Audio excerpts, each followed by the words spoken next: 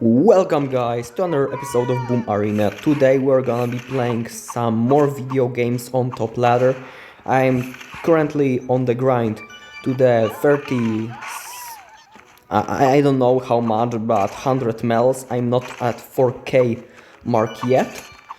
Uh, that that means it's pretty late to the season because it's February, so the season obviously will be a bit shorter, if that makes sense. And with that being okay, that's gonna be annoying, but I'm gonna absolutely hold it. So the season on February will be shorter because obviously the month of the February will be shorter, and that's why I'm gonna be trying to get number one. But it's not gonna be an easy task because there are two players that have pretty good head start before me, and I'm gonna be trying to catch them up in the acts. But right now I'm gonna face Vipocaros, very old player of Boom Arena. I don't see him much on ladder anymore, probably because he may have kinda stopped playing this game very competitively, but still I hope for some good game. He's gonna be playing Vikings, so I'm gonna be just playing a skeleton hut for that and a cyclone to delete every single troop that he owned and will ever own. And I think, yeah, I'm not gonna even press the Splemetery. He probably expected some attack, but it's not gonna happen, at least not with these troops. I'm gonna play bomber here. Yeah, this bomber shouldn't deal any damage, and he knows that. And we're gonna jump to the double mana time, and double mana time is the time where my deck will power spike, so I expect to get some damage right now. He's gonna block, I suppose. Okay, he's not gonna block, that's very brave decision. I'm gonna cyclone everything to one place, and I'm gonna get absolutely every troop that he ever owned. He will be forced to play a Phone Horde, for which I'm gonna just play Phone Keg, sack the Skill Hut. That was pretty unfortunate, but you gotta do what you gotta do. I'm gonna actually, okay, this digger will be annoying because he's gonna get a stone phones on the tower, but let's face it, there's pretty much nothing I can do about it. That's gonna be a good block of him right here. I'm gonna get a poison on this phone, so that's gonna be at least some damage for me. He's gonna even block the bridge with digger, and I think that's a mistake because I can right now protect the T-Rex if I want to. And yeah, he's gonna go for Viking here, so I'm gonna go for the opposite lane, and he's gonna block again, so he's on point with today's blocks. But it's not gonna win him the game. He has to do some attacking as well, and so far I'm just having all the offensive momentum on the map, so I'm gonna be just trying to attack as much as possible. I'm gonna play a swordman before this. Okay, those were good bullets. I'm gonna play right now T-Rex here, and gonna play Splemetery on the opposite side, and he read it as well. That's very smart. I mean, he's gonna be behind in damage anyway, and I don't think he's ever coming back from this, but yeah, at least his plays are smart. I'm gonna get a digger here, I'm gonna sack this skeleton keg here, I'm gonna even get a T-Rex on tower, and he actually got some damage, but the game will be sealed, and Splemetery will persevere in this game.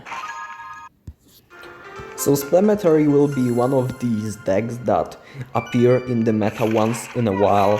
I think Splemetery was actually very decent pick for a very long time in Boom Arena, for the very simple reason, and is that it has poison, and basically any deck with a poison in Boom Arena is pretty strong right now, and until the poison will be nerfed, this trend will continue. I'm gonna actually, yeah. He's gonna be trying to predict some things against me. He's not gonna be blocking bridge this time, so that's gonna be pretty outstanding, but nothing to be worried. I would love this bomber to actually hit this bomb blaster, and it did, so that was pretty neat. It's gonna be pretty clean defense, if I could say so. Yeah, it might have been better, but like, there's nothing to complain about. With Splemetery, you always want to just survive single mana and then go to a double mana and just attack, attack, attack. So yeah, he's gonna get the Skelly Keg, and unfortunately I'm gonna be forced to just spell it out, and yeah, he's not gonna be actually blocking the bridges, which is very fascinating. I think he's gonna be blocking only in double mana, which is very good call. I'm gonna play Skeleton Hat here, block these Stone Fawns to a decent degree. He's gonna be probably playing a Viking into my Swordman, and that's also a good call. He's gonna get some push rolling, and technically playing Viking for a 4 mana, which is obviously very good. He's gonna now play a Bullets, which is also a very good call. Since I don't have good response, I'm gonna have to play a Skeleton Hat like this. And right now the Viking is tanking for a digger, so my digger will be the digger will be able to activate the Viking tower, and that's gonna be pretty neat. I will actually play this, and yeah, that was actually a mistake. I will have to play poison on this Skeleton Keg. I'm gonna predict this digger, very cool.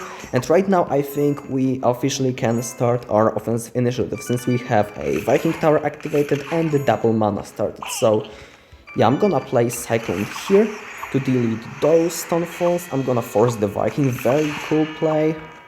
Always welcome to see. I'm gonna play a T-Rex on the opposite side. He's gonna be playing Bullets, which is also very smart. I'm gonna play Cemetery just to apply pressure, and he's gonna obviously block it, which is, like I've said before, a correct call. He's gonna be trying to get some value with this digger, but it's not happening. Actually, he cleaned this Cemetery without suffering a single scratch, so that's gonna be very cool for him. I'm gonna right now play Cemetery very rapidly, get a Cyclone, which will be very decent, I say. This Viking, yeah, it's gonna be defending the skeletons, and that's the last thing you want your Viking to do. So that's gonna be a very good turnaround for us. I'm gonna be playing T-Rex here and the Skeleton Hat to prevent his nasty thoughts to take over. This digger will permanently go for the... Okay, that's a very unfortunate connection. Right now it's we pretty much have to get damage from this attack. I will play Poison to predict his Fawn Horde, and yeah, these Bone Blasters cannot connect, but it won't matter because my skeletons will take the tower. That's the thing about Splemetery. Sometimes you just get very good Cemetery and you don't have to do anything else at life. Alright, finally, after a while of sitting in a matchmaking, we're gonna get another game against Robbie. He's known as a general player, but he may be obviously playing any other deck. So right now we are gonna just leak mana, let this Super Devil go into my side, and after that we're gonna be playing a T-Rex. He's gonna follow up with Piercing Archer, and that's why I delayed the playing T-Rex, because I wanted to meet the Super Devil on my side, so my T-Rex will be healthy, ready, and going into his side and forcing some response. So, as a general rule of thumb, I think like leaking mana is obviously bad, but if you have a good reason, there's no real reason to worry about leaking mana, because you sometimes can just benefit from that. I'm gonna play T-Rex on that. He senses that my thingy, Skeleton Hat, is weak, and oh my god, he gets so much value out of that, but unfortunately for him, I'm back to another Skeleton Hat. This time he's gonna actually destroy it, which is gonna suck a bit. I played this Bomber suboptimally, so it got bulleted with my Skeleton Hat. Next time I'll have to switch some placements to not allow that to happen anytime soon. And with that being said, we pretty much know the decks of each other. He pretty much knows I'm playing Splemetery. I know he's playing Vikings. So he's pretty much taking the same route as everyone else in this meta. Just Viking getting buff after buff after buff, and he was being invisible for a very long time. Finally get some play, always happy to see that. I'm gonna try to get some splash with and okay, that just sucks. I'm gonna play. Okay, he's going all in though, so that's gonna force me to play something for that. I'm gonna actually go with this Cemetery, there's no reason not to. He's gonna play a Piercing Archer, which is very well done Piercing Archer. And yeah, if the RNG will be fine for me, and it looks like it is, I'm gonna get some damage, and it's gonna be a pretty successful attack, may I say. I'm gonna play some Skeleton Heart, then followed up with T-Rex. He's gonna be trying to be very aggressive with spells. Okay, that's just not working out for me. I'm gonna actually get a snipe on this Piercing Archer, which is gonna be very lucky. And yeah, we're gonna go for the Cemetery anyway. Sorry. Okay. I'm gonna play a Swordman in the back, and I'm gonna predict his Piercing Archer. Okay, there's no Piercing Archer in here, but I'm gonna still keep something to, okay, at the bridge to keep him in check. I'm gonna play the Swordman because there's no reason not to predict. There we go. He wants to get some combo shots, but yeah, that's just not allowed. At least not in my channel. Right now he's gonna be playing a Viking, which is a bold move just into my defenses. I'm gonna play right now a very quick Cemetery, try to get some chip. And I think with that being said, he cannot attack anymore, he cannot defend either. That's gonna wrap this game very nicely, and we're gonna get it up here against very good player. I've just realized something while I'm recording it. Pretty much all 2 of the 3 games were okay. That's weird. I'm gonna cycle poison for him just to make sure the game will be fair and square and no one will get hurt. But anyway, what I was about to say is that I've noticed a trend in this particular video that 2 of the 3 games I've played just on the recording were dragged into the tiebreaker, and all of the games were dragged into the sudden death overtime, which, as you probably can tell, is a sign that games are more even and competitive. It's not usually the case. I actually found that control decks like Splemetery and beatdown decks usually drag, not beatdown, cycle decks, like every deck that kinda relies on the spell damage at the end of the day, like wants the game to be dragged into the sudden death, because if that's the case, they will get more mana to defend, and it's gonna allow them to attack as well. This guy won't be respawn. Yeah, I think he just wanted to give up from the very beginning, very rid of me of cycling this poison. Anyhow, let's jump to the last game of the video. Okay, and we're gonna get one more game against Robbie, so he's gonna be playing Viking. I mean, chances are he's gonna be, and I'm gonna be just playing T-Rex, cause why not? I have a Cyclone, so if he wants to get a Piercing Archer lineup, I'm gonna be able to deny that. I'm gonna be even able to deny that Super Devil and the Copter. Oh my god, okay, so he's going then full send here. I didn't expect that one to come. I'm gonna actually brute force the kill on this Viking and not play any spell on this Copter. Very okay, yeah, that's gonna be annoying, but at the end of the day I'm gonna live. Tiny is actually very good card against Splemetery for one good reason.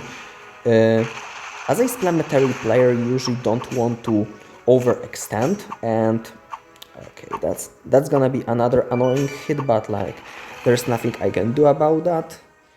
As a Splemetery player, you don't want to really overextend, so like decks that are able to poke at you will be usually very good, as long as they obviously can defend as well. That was mediocre poison, may I say. Yeah, good enough.